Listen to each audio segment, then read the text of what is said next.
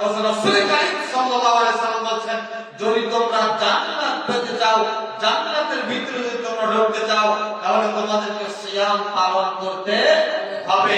আর সিয়াম পালন করলে আল্লাহ রাসূল সাল্লাল্লাহু আলাইহি ওয়াসাল্লাম বলেন, যে ব্যক্তি আল্লাহর জন্য, আল্লাহর রাযামন্দি অর্জন করার জন্য, আল্লাহকে রাজি খুশি করার জন্য একটি সিয়াম পালন করবে, আল্লাহ তার থেকে জাহান্নামের আগুনকে 100 বছরের দূরত্বের পথে সরিয়ে দিবে। সুবহানাল্লাহ। আল্লাহর নবী বলেন, মান সামা রমাদান ঈমানান ওয়া ইহতিসাবান গুফিরা লাহু মা তাকাদ্দামা মিন যামবিহি।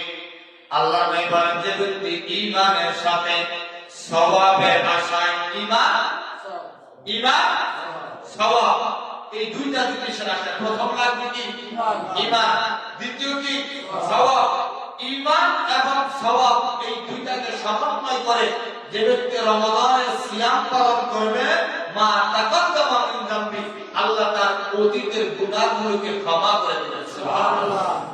এখানে কবিরা গুনার কথা বলা হয় না, এখানে সগীরা গুনার কথা বলা হয় না, এখানে বড় ছোট গুনার কথা বলা হয় না।